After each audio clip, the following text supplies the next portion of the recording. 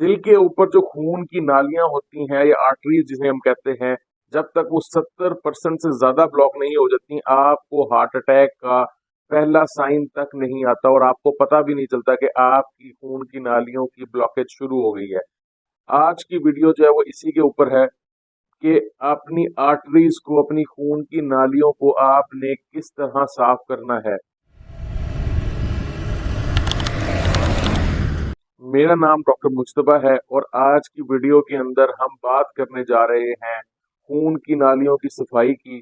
क्योंकि जब भी आपकी एज बढ़ती है या फिर आपकी डाइट इस तरह की होती है, एक्सरसाइज की कमी होती है, तो खून की नालियों के अंदर जो है वो सख्ती पैदा होना शुरू हो जाती है, उनकी इलास्टिसिटी यानी जो लचक है वो कम हो जाती है।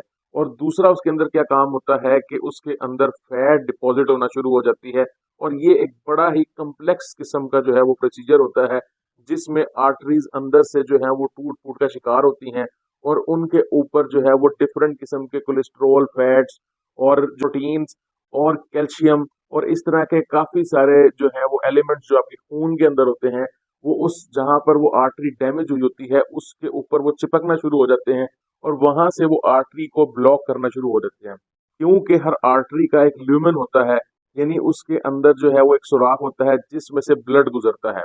और जब आर्टरी लचकदार होगी और आर्टरी बिल्कुल क्लियर होगी तो ब्लड फ्लो बिल्कुल नॉर्मल होगा। आइए चलते हैं वीडियो की तरफ और देखते हैं कि अपनी आर्टरीज को आपने क्लियर कैसे करना है। आर्टरी ब्लॉकेज की जो एक सबसे पहली रीजन है वो है हाई शुगर इनटेक।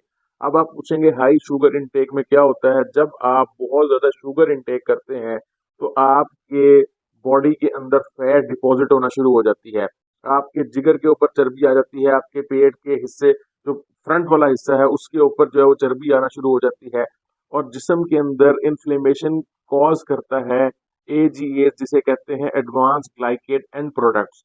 ये जो चीज है तो ये हाई शुगर इनटेक की वजह से आपके जिस्म में प्रोड्यूस होती है और आपकी आर्टरीज के अंदर इन्फ्लेमेशन और डैमेज उसे करना स्टार्ट कर देती है।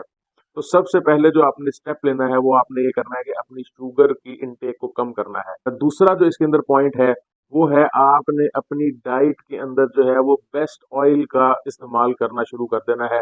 मैंने इसके ऊपर एक पूरी लॉन्ग वीडियो बनाई हुई है और जिसमें मैंने आपको डिफरेंट तरीके की कुकिंग के लिए, यानी अगर आपने चीज डीप फ्राई करनी है, अगर आपने उसको हल्का सा तलना है जिसे शैलो फ्राई कहते हैं, या फिर आपने ऑयल को एज अ ड्रेसिंग यूज करना है, इन सब चीजों के लिए दुनिया में बेस्ट ऑयल है, बेस्ट ऑप्शंस है, उनकी मैंने बात की है और बताए हैं वो कौन से ऑयल हैं।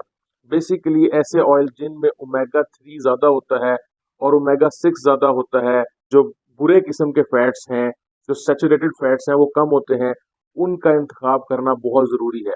तो आप मेरी वो वीडियो देख सकते हैं ताकि आपको ये पता चल सके कि कौन से ऑयल जो है वो सबसे बेस्ट हैं आपके लिए इस्तेमाल करने के लिए। तीसरा पॉइंट जो इसके अंदर वो आ जाता है कि अगर आपकी बॉडी के अंदर विटामिन K2 की कमी हो जाए। विटामिन K2 जो है वो आपकी आर्टरीज हैं, जो खून की नालियां हैं, उनको स्टेबल रखता है, उनको मेंटेन रखता है, उनको स्मूथ रखता है। और अगर विटामिन K2 की कमी हो आपकी बॉडी के अंदर तो वो टूट फूट का शिकार हो सकती हैं, वो डैमेज हो सकती हैं। तो आपको लाजिम है कि आप विटामिन K2 जो रिच फूड्स हैं वो उनका इस्तेमाल लाजिम करें। चौथा जो पॉइंट है उसके अंदर मैं आपको दो जो है वो विटामिन बताऊंगा जो आप अपनी डेली रूटीन के अंदर यूज कर सकते हैं और वो अपने किसी भी अच्छे डॉक्टर से रिकमेंड करवा सकते हैं। एक है विटामिन D और एक है विटामिन E। ये दोनों ही जो विटामिन हैं ये एंटीऑक्सीडेंट प्रॉपर्टीज रखते हैं और एंटीऑक्सीडेंट प्रॉपर्टीज रखने की वजह से ये आपकी बॉडी में से इन्फ्लेमेशन को कम कर देते हैं। यानी जो वहाँ इन्फ्लेमेशन हो रही है, टूट फूट की आपकी आर्टरी शिकार हो रही है, उस प्रोसीजर को रोक के उनकी रिपेयर शुरू कर देते हैं और वहां पर बनने वाले फ्री रेडिकल से जिस्म को नुकसान होने से बचाते हैं। पांचवा इसके अंदर जो पॉइंट है वो ये है कि आपने अपनी जिंदगी के अंदर, रोजमर्रा की जिंदगी के अंदर डेली आपने वॉक और एक्सरसाइज को लाजमी स्टार्ट करना है। अब लोग अक्सर ये मुझसे पूछते हैं कि डॉक्टर साहब कितनी वॉक करें। देखिए इसका मैं आपको बड़ा आसान सा फॉर्मूला बता देता हूँ कि आपने हर रोज इतनी वॉक करनी है कि आपके जिस्म के ऊपर पसीना नमूदार हो जाए, पसीना आपको आ जाए और आपको वाकई ही महसूस हो कि आप चल के आए हैं। जब आप इतनी वॉक करना शुरू कर देंगे तो आपके जिस्म के अंदर जो है वो इंसुलिन की जो प्रोडक्शन है वो आहिस्ता आहिस्ता कंट्रोल होना शुरू हो जाएगी, इंसुलिन रेजिस्टेंस जो है वो कम होना शुरू हो जाएगी, और इसकी वजह से आने वाले जितने इफेक्ट हैं वो आहिस्ता आहिस्ता कम होना शुरू हो जाएंगे। लेकिन आपने वॉक रेगुलरली करनी है, कोई भी दिन का नागा जो है वो आपने नहीं करना। चाहे आप बहुत छोटी जो है अपना गोल रखें, बहुत छोटा गोल रखें, आप स्टार्ट जो है वो सिर्फ और सिर्फ 500 से 1000 कदम से करें और आहिस्ता इसको आप बढ़ाते जाएं। रिकमेंडेशन ये है कि आप एक दिन में एटलीस्ट 4 से 5 किलोमीटर की वॉक लाजिम करें, और अगर आप कर सकते हैं तो 8 से 10 किलोमीटर की वॉक करना बहुत हेल्दी है, बहुत अच्छा है आपके लिए। छठा पॉइंट जो इसमें मैं आपको बताने जा रहा हूँ वो है आपकी बैलेंस डाइट।